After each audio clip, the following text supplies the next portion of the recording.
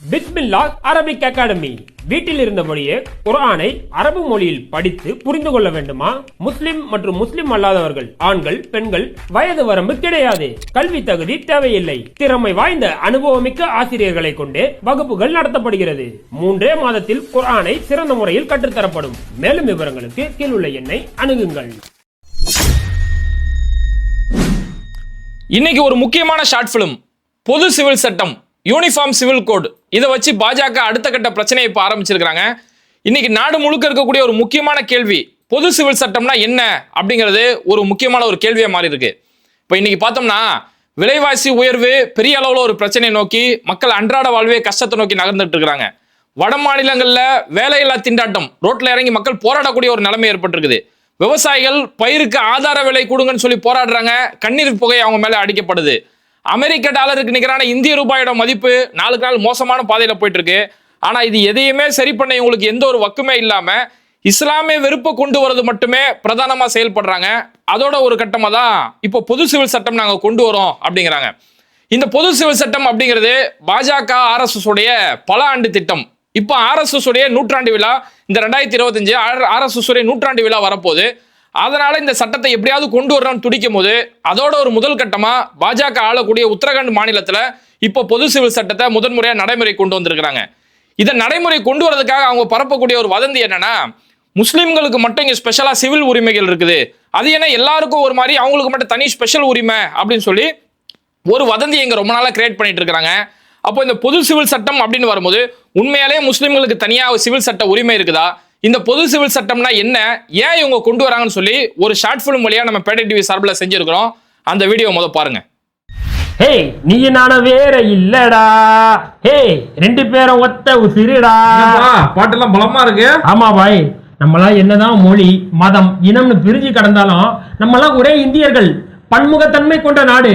இப்பதான் ஜெயித் படம் பார்த்துட்டு வந்தேன், எனக்குள்ள ஏறிடுச்சு. அதான் வாட்ஸ்அப்ல ஸ்டேட்டஸா வச்சுக்கிட்டு இருக்கேன். Super super. ஆனா இந்த பன்முகத்தன்மைக்கு வேட்டு வைக்கிற மாதிரி தான் இப்ப பொது சிவில் சட்டம் கொண்டு வர போறாங்களாம். ஆமா பாய், எதா வாட்ஸ்அப் திறந்தாலும் பேஸ்புக் திறந்தாலும் இந்த பொது சிவில் சட்டம், யூனிஃபார்ம் சிவில் கோட்னு சொல்லி ஒரே வந்துகிட்டே இருக்கு. என்ன ஏதோ யூனிஃபார்ம்னா யூனிஃபார்ம் ஏதோ ஓசியில தர போறாங்களா? யூனிஃபார்ம்னா அப்படி இல்ல, அதாவது சட்டம் வந்து எல்லாருக்கும் ஒரே மாதிரி சட்டம் கொண்டு வர போறாங்களாம். ஒரே சட்டமா? நல்லதானே, நம்மளாம் ஒண்ணு தானே, ஒரே சட்டத்தை ஃபாலோ பண்ணுவோம். இது எல்லாருக்கும் பொது சிவில் சட்டம், பொது சட்டம் அப்படின்ற பார்த்து எல்லா பேரை பார்த்து இப்படிதான் நம்பிடுறாங்க. அதாவது சட்டத்தை பொறுத்த வரைக்கும் நம்ம நாட்டில் 2 வகையான சட்டம் தம்பி. சரி. ஒன்று கிரிமினல் சட்டம், இன்னொன்று சிவில் சட்டம். இப்போ கிரிமினல் சட்டங்கும் போது இப்போ நீ கொலை பண்ணாலும் உனக்கு அதான் தண்டனை, நான் கொலை பண்ணாலும் அதான் தண்டனை, இந்து முஸ்லீம் கிறிஸ்டின் யார் கொலை பண்ணாலும் கொலைக்கு எல்லாருக்கும் ஒரே மாதிரி தண்டனை. இதுல எந்த பாகுபாடும் இல்லையா? கரெக்ட். இப்போ சிவில் சட்டம், சிவில் சட்டம் நம்மளோட தனிப்பட்ட பிரச்சனைகள். இப்போ நான் உன்கிட்ட கடன் வாங்கினேன், கடன் வாங்கிட்டு நான் உன்னை ஏமாத்திட்டேன், நீ என்கிட்ட கடன் வாங்கிட்டு நீ என்னை ஏமாத்திட்ட, வீட்டு வாடகை தராம ஏமாத்திட்டேன் போது இது நம்ம 2 பேருக்குள்ள சிவில் சட்டம். ஆனா இது சிவிலாவே இருந்தாலும் இது கோர்ட்டுக்கு ஒரு கேஸ்ன்னு போகும்போது இதுலயே மத பாகுபாடு இருக்காது. இந்து முஸ்லீம் கிறிஸ்டின் சொல்லி எல்லாருக்கும் ஒரே மாதிரியான சட்டம் தான். கரெக்ட் தானே பாய்? சட்டம் எல்லாருக்கும் ஒரே மாதிரின்றீங்க, அப்ப நல்லது தானே. ஏன் இந்த பொது சிவில மட்டும் வேணான்றீங்க? இப்ப கேட்டிய இது கரெக்டான கேள்வி. இப்போ சிவில் சட்டம் நம்ம கிரிமினல் சட்டம் எல்லாருக்கும் ஒன்னாவே இருந்தாலும் இந்த சிவில்ல மட்டும் ஒவ்வொரு மதத்துக்கும் சொல்லி சில உரிமைகள் கொடுக்கப்பட்டிருக்கு. இப்போ உதாரணத்துக்கு இஸ்லாம் மதம் எடுத்துக்கிட்டோம் அப்படின்னா முஸ்லிம்களுக்கு இந்தியாவில் ஒரு 4 சட்டத்துல மட்டும் ஒரு சிறப்பு உரிமை கொடுக்கப்பட்டிருக்கு. அவங்க திருமணம் செய்யறது நிக்கா, அதுக்கடுத்து திருமணம் பிடிக்கல விவாகரத்து போது தலாக்கு, அதுக்கடுத்து அவங்களுடைய சொத்து பங்கீடு பண்றது, 4வது வக்ஃபு பண்றது. இந்த 4 மட்டும் முஸ்லிம்களுக்கு சொல்லி ஒரு தனியா ஒரு உரிமை கொடுக்கப்பட்டிருக்கு. ஏன்னா முஸ்லிம்களை பொறுத்த வரைக்கும் அவங்க நோன்பு வைப்பாங்க, தொழு எல்லாம் பார்த்துருப்பீங்களா? அந்த எப்படி அவங்களுக்கு ஒரு வணக்க வழிபாடோ அதே மாதிரி அவங்க திருமணம் செய்யறது, அவங்க வந்து வரதட்சணை வாங்கி திருமணம் செய்ய மாட்டாங்க, பொண்ணுக்கு மகர் கொடுத்து திருமணம் செய்வாங்க. இப்படின்றது எல்லாமே அவங்களுக்கு முஸ்லிம்களுக்கு ஒரு அவங்களோட வழிபாடோட சம்பந்தப்பட்ட ஒரு விஷயம். இப்போ இதை நம்ம ஒரு நல்ல ஒன்று நோட் பண்ணி பார்ப்போம். இப்போ ஒரு எனக்கு பிடிச்ச ஒரு பொண்ணை நான் திருமணம் செய்யறேன், இதனால எனக்கு அந்த பொண்ணுக்கு உள்ள வாழ்க்கை, இதனால எந்த ஒரு சமூகத்துக்கோ ஒரு தனிப்பட்ட மதத்துக்கோ எந்த ஒரு பாதிப்பும் இல்லை. இல்ல அந்த பொண்ணுக்கு எனக்கு சரிப்பட்டு வரல அப்படின்னும் போது நாங்க பிரிஞ்சிடுறோம் அப்படின்னும் போது அந்த பொண்ணை நம்ம தலாக் சொல்லி விவாகரத்து ஆகுறதோ, இல்ல அந்த பொண்ணுக்கு என்ன பிடிக்கல அப்படின்னு சொல்லி அந்த பொண்ணு குலா வாங்கிட்டு போய் பிரிஞ்சிட்டாலோ இது எங்க 2 பேருக்குள்ளதால மற்ற மதத்துக்கோ மற்ற மக்களுக்கோ எந்த ஒரு பிரச்சனையுமே இல்லை. இந்த மாதிரி அவங்களுடைய சொத்துரிமை வக்ஃபு செய்யறது எல்லாமே அவங்க மதம் சம்பந்தப்பட்ட விஷயம். இதனால வெளியில யாருக்கும் எந்த ஒரு பாதிப்பும் இல்லை அப்படிங்கிறதால இஸ்லாம் மதத்துக்கு சொல்லி ஒரு 4 சிவில் உரிமை கொடுத்துருக்காங்க. சரிதான் பாய், எல்லாம் சொல்றதும் கரெக்ட் தான். ஆனா அது என்ன முஸ்லிம்களுக்கு மட்டும் நைஸா தனியா சட்டம் வச்சுக்கிறீங்க? அப்போ இந்துக்கள் நாங்க என்ன தக்காளி தொக்கா அப்படின்னு சொல்லி இந்த சங்கிகள்லாம் கேக்குறாங்களே, நியாயம் தானே பாய்? இங்க இப்படிதான் ரொம்ப நாளாவே ஏமாத்திட்டு இருக்காங்க. சிவில் உரிமை அப்படிங்கிறது வெறும் முஸ்லிம்களுக்கு மட்டும் தான் கொடுக்கப்பட்டிருக்கு, மற்ற யாருக்குமே இல்ல, முஸ்லிம்களுக்கு மட்டும் அனுபவிக்கிறாங்கன்ற மாதிரி இங்க ஏமாத்தப்பட்டு இருக்கு. சிவில் உரிமை அப்படிங்கிறது இங்க எல்லா மதத்துக்குமே தான் கொடுக்கப்பட்டிருக்கு. எல்லா மதத்துக்கும் கொடுக்கப்பட்டிருக்கா? நான் கேள்விப்பட்டதே இல்லை இது வரைக்கும். அதாவது சிவில் உரிமை எப்படி முஸ்லிம்களுக்கு அந்த 4 விஷயத்த உரிமை கொடுக்கப்பட்டுச்சோ அதே மாதிரி இந்துக்களுக்கும் இருக்கு. இப்போ வந்து இந்து குடும்பத்துல வந்து அவங்க கூட்டு குடும்பமா வாழ்றாங்க அப்படின்னும் போது அந்த கூட்டு குடும்பமா வாழ்றவங்களுக்கு வருமான வரியில அவங்களுக்கு சிறப்பு சலுகை கொடுக்கப்படும். அது அவங்களுக்கு கொடுக்கப்பட்ட உரிமை. இப்போ இந்திய நாட்டில் வந்து யாரா இருந்தாலும் வந்து நிர்வாணமா போறதுக்கு அனுமதி இல்லை. இந்த பாய்ஸ் படத்துல வராம நிர்வாணமா ரோட்ல போனா பிடிச்சி உள்ள தூக்கி போட்டுருவாங்க அந்த மாதிரி. ஆனா இந்து மதத்துல சில துறவிகள் இருப்பாங்க, நிர்வாண சாமியார்கள் பார்த்திருப்பீங்க. அந்த நிர்வாண சாமியார்கள் இந்து மதத்துல, ஜைன மதத்துல இவங்களுக்கு மட்டும் நிர்வாணமா இருக்கிறதுக்கு அவங்களுக்கு மட்டும் அனுமதி கொடுத்துருக்குது. சீக்கிய மதம் இருக்குல்ல, சிங்குங்க, சீக்கிய மதத்துல நம்ம பார்த்தோம்னா அவங்க எங்க போனாலும் டர்பன் கட்டிப்பாங்க. ஆமா, இந்த ரமணா படத்துல வருவாரு சிங்கு. அதேதான் எப்படி எந்த படம் பார்த்தாலும் குறியீட நோட் பண்ணுவேன். குறியீடு. இப்ப சிங்குகள் வந்து அவங்க எந்த வேலைக்கு போனாலும் டர்பன் கட்டிக்கலாம். இப்ப முஸ்லீம் வந்து நாளைக்கு போலீஸ் வேலைக்கு போறேன், நான் இந்த தொப்பியோட இருக்கேன்னா இருக்க முடியாது. ஆனா சீக்கியர்கள் மட்டும் அவங்க டர்பனாவே போலீஸா இருக்கலாம், மிலிட்டரியா இருக்கலாம்.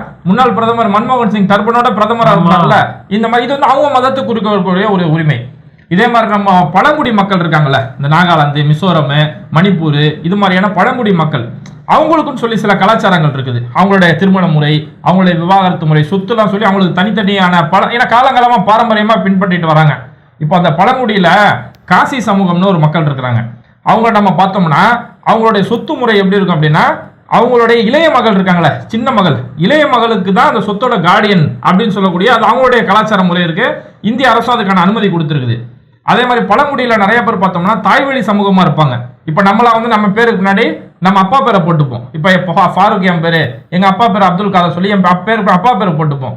ஆனா அந்த பழங்குடி மக்கள் என்ன செய்வாங்கன்னா அம்மா பேரை பின்னாடி போட்டுப்பாங்க.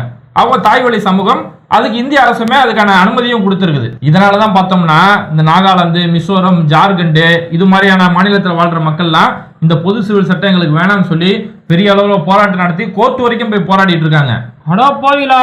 அப்ப இந்த பொது சிவில் சட்டம் வந்தா நம்ம கலாச்சாரம், பாரம்பரியம் இதெல்லாம் அழிஞ்சிருமா பாய்? பாரம்பரிய கலாச்சாரம் மட்டும் இல்ல, நம்ம நாட்டோட பன்முகத்தன்மைக்கே இது ஆபத்தாயிரும். இப்ப நீ உள்ள பாட்டு வச்சு ஸ்டேட்டஸ் வச்சு சொன்னல, நீ நானும் வேற இல்லடா எல்லாம் ஒண்ணுடா அப்படின்னு. உண்மை.